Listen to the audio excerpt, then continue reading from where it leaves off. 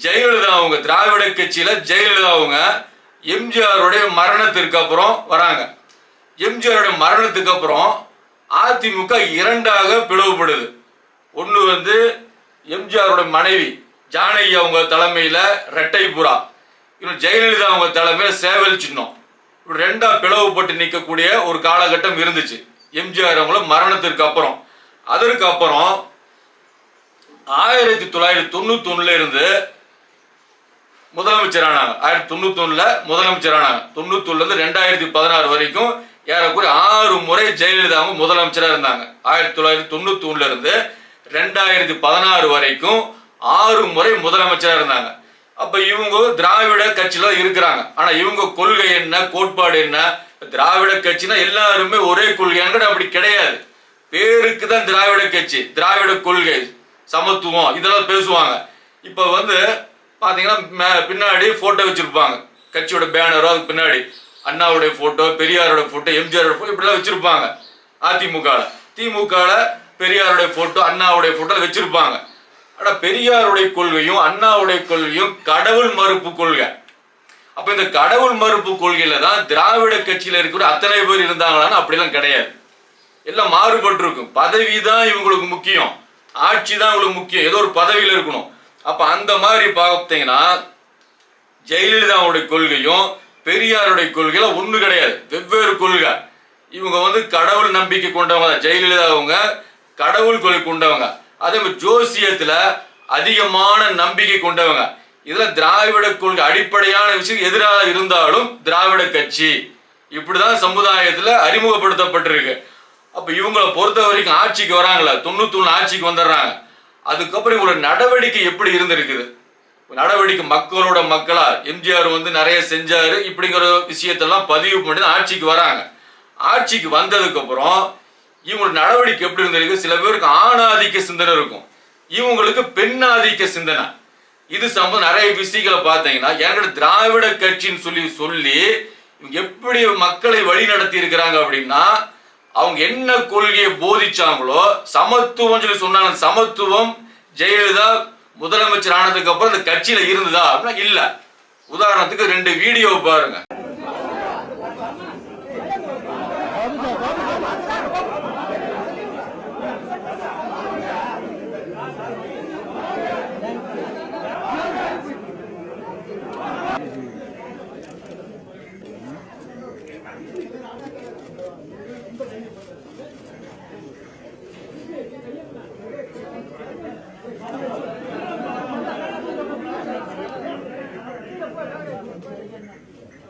ये शेक बना दे पड़ेगा मुझे।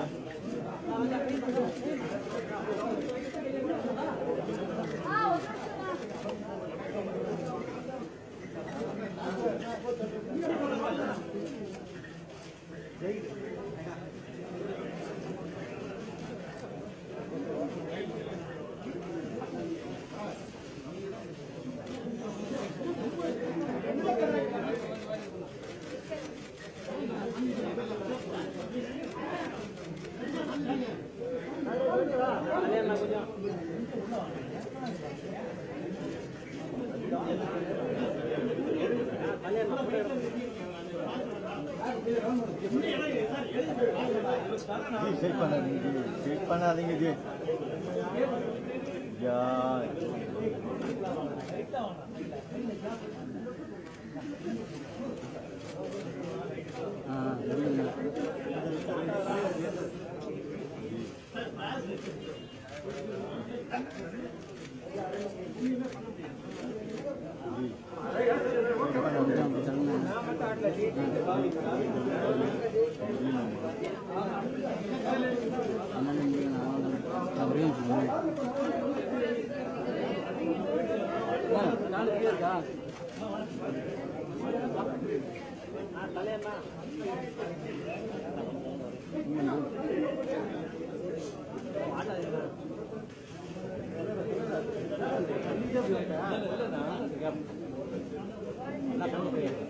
என்ன பண்ண கொஞ்சம்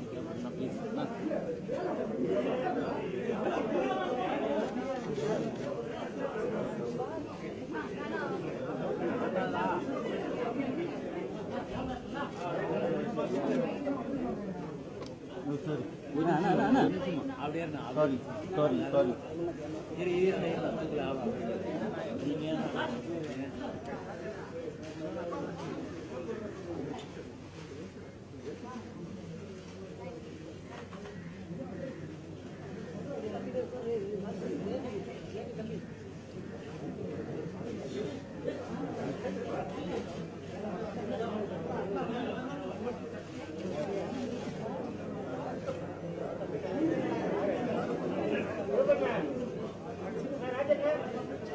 என்ன கை பாருங்க இந்த கை தானே இந்த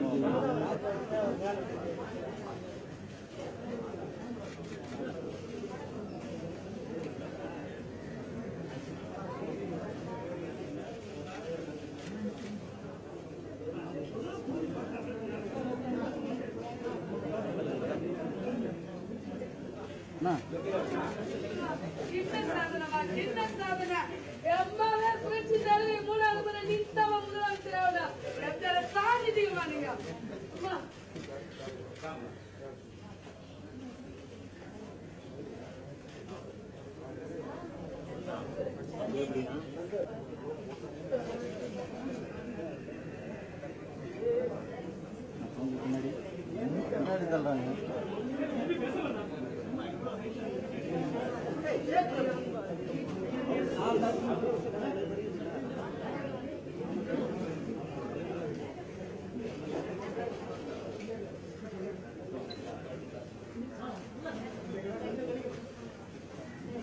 ஸ்டாண்டு ஃப்ரீ இருக்குண்ணா ஒரு ஸ்டாண்டு இதான் நான் ஒரு ஸ்டாண்டு போட்டால்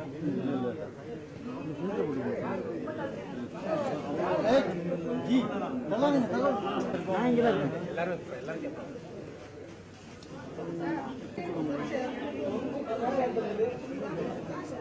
இந்த போட்டு நம்ம கிளம்பு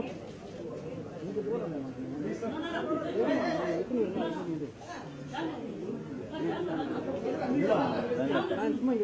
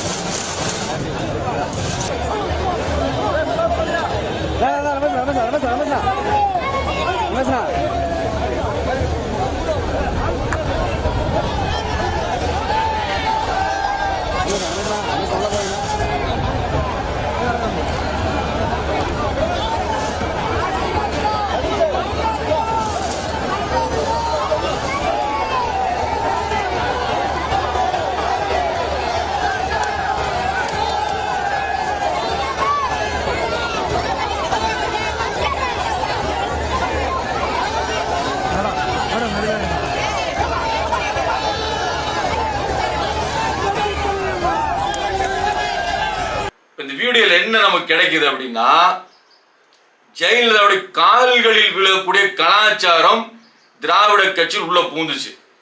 அதிமுக திராவிட கட்சி தானே, ஆண்கள் பார் நெடுஞ்சானா அப்படி விழுகுறாங்க. நிறைய வீடியோ இருக்குது, இதை பார்த்து ரசிச்சிட்டு இருந்தாங்க. ஜெயலலிதா அவங்க இந்த கால் ஆண்கள் விழுகிற, பெண்கள் கூட அதிகம் விழுக மாட்டாங்க. வீடியோக்கெல்லாம் பார்த்தா தெரியும், பெண்கள் கூட ஜெயலலிதா அவர்களுடைய காலில் அதிகம் விழுகல.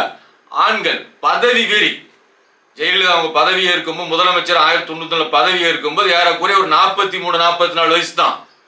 60 வயசுக்காரன் காலில் விழுகுறான், 55 வயசுக்காரன் காலில் விழுகுறாங்க, 62 வயசுக்காரன் காலில் விழுகுறாங்க. எதுக்கு இது? இல்ல பதவி வெறி, பதவி மோகம். அப்ப இதுதான் காரணம். அப்ப வயசு கம்மி உங்களுக்கு ஜெயலலிதா அவர்களுக்கு முதல் தடவையாக முதலமைச்சர் பதவி ஏற்கும் போது ஏறக்குறைய 43 வயசு. அப்ப அப்ப 43 வயசு ஒரு பெண்மணிக்கு இப்படி காலில் விழுகிற ஒரு கலாச்சாரத்தை உருவாக்கும் போது இந்த திராவிட கட்சிகள் சொல்லக்கூடியவங்க என்ன பண்ணிட்டு இருந்தாங்க? இப்ப காலில் விழுகக்கூடிய கலாச்சாரத்தை சர்வசாதாரணமாக உருவாக்கி விட்ட திராவிட கட்சிகள் தான். நம்ம மதவாத கட்சி, அந்த கட்சி, இந்த கட்சி அப்படிங்கிறோம். இங்க சமத்துவம் எங்க போச்சு? சொன்ன கொள்கை என்ன? சமத்துவம், சமூக நீதி, இதெல்லாம் பேசினது. இங்க சமத்துவமே இல்லையே. இந்த அம்மா கூட உட்கார முடியாது, கை கட்டி அப்படி நிக்கணும், எந்த விஷயத்தையும் பேச முடியாது. வயசுல மூத்தவரா இருப்பாரு, கை கட்டி நிக்கணும். அம்மா அம்மா எல்லாம் நடிப்பு, அதுவும் நடிப்பு. இதெல்லாம் எதுக்குன்னு கேட்டா பதவிக்காக. உள்ளார்ந்த அன்பு கிடையாது. இந்த பதவிக்காக, முதலமைச்சர் அப்படிங்கிற பதவிக்கு இவங்க நடிச்ச நாடகம், நடிப்பு, இதெல்லாம் இந்த அமைச்சர்கள் எல்லாம். அப்ப இது எல்லாம் சர்வசாதாரணம் நடந்துட்டு இருந்துச்சு. அப்ப இதே மாதிரி கட் அவுட் கலாச்சாரம் சர்வசாதாரணம் பார்த்தா பெரிய பெரிய அளவுக்கு 30 அடி 40 அடி 50 அடி அரசியல்வாதிகள புதிய அளவுக்கு ஒரு கட் அவுட் கலாச்சாரத்தை உருவாக்குன ஜெயலலிதாவுடைய ஆட்சியில தான் அதிகம் உருவாச்சு. அப்ப இதெல்லாம் என்ன, இதுல எங்க இருந்து வந்துச்சு? இதுல அறிஞர் அண்ணா ஆதரிச்சாரா அல்லது பெரியார் அவர் ஆதரிச்சாங்களா? யார் ஆதரிச்ச கொள்கை இது? அப்ப திராவிடம் அப்படிங்கிற பெயரை பயன்படுத்தி அவங்க என்ன விரும்பினாங்களோ அதை செஞ்சாங்க. அவங்க எதை வெறுத்தாங்களோ அதுல இருந்து விலகி நின்னாங்க. இதுதான் திராவிட கட்சியில ஆட்சியில நிறைய நடந்துச்சு. இப்ப திராவிட கட்சி 1949 எப்படி இருந்துச்சு, 50 எப்படி இருந்துச்சு, 60 எப்படி இருந்துச்சு, 90 எப்படி மாறிச்சுன்னா ஹிஸ்டரி எடுத்து பார்த்தீங்கன்னா எல்லாம் தலையில இருக்கும். பேரு தான் திராவிடம், பண்றது எல்லாமே மனோ இச்சையின் அடிப்படையில் ஆட்சி. அதே மாதிரி ஜெயலலிதா அவர்கள் முதலமைச்சராக இருக்கும் போது அவங்க வீட்டில இருந்து கிளம்புறதுக்கு முன்னாடி இங்க பாதுகாப்புங்கிற பேர்ல ரோட்டை பிளாக் பண்ணிடுவாங்க. இதெல்லாம் 92 95 எல்லாம் நிறைய நடந்திருக்கு. மக்களுக்கு எவ்வளவு இடர்பாடு. அப்ப இந்த இடர்பாடெல்லாம் அவங்களுக்கு தெரியவே இல்லை. வருமானத்துக்கு அதிகமாக சொத்து சேர்த்த வழக்குல அவங்க 96களுக்கு அப்புறம் தான் அவங்களோட பிரச்சனை வருது. அதற்கு கீழே பாத்தீங்கன்னா இந்த மாதிரி நம்ம ஆட்சிக்கு வரும்போதெல்லாம் பாதுகாப்புங்கிற பேரை பயன்படுத்தி மக்களுக்கு தொந்தரவு பண்ணாங்களா இல்லையா? இந்த திராவிட கொள்கையா? அது மக்கள்கிட்ட எளிமையா பழகணுங்கிறத போய் ஒரு அமைச்சரை எளிமையா சந்திக்க முடியும் அப்படிங்கறத போய் எந்த அளவுக்கு கடினப்படுத்தினாங்க. சமத்துவங்கிறது எங்க போச்சு? ஒரு பதவியை வச்சு மக்களுக்கு நன்மை செய்யணும் அப்படிங்கிற நிலை மாறி போய் அந்த பதவியை வச்சு தான் சொகுசா வாழ்றது, தன்னை சார்ந்தவங்க சொகுசா வாழ்றது, இந்த மாதிரி விஷயத்தை தான் திராவிட கட்சியில் அதிகமாக செஞ்சிச்சு. முழுக்க நாம சொல்ல அதிகமான அளவில் செஞ்சாங்க. இது எல்லாம் தான் திராவிட கட்சியோட வீழ்ச்சிக்கு காரணங்களை மீண்டும் நம்ம பதிவு பண்ணிக்கிறோம். அல்ஹம்துலில்லாஹி ரப்பில் ஆலமீன்.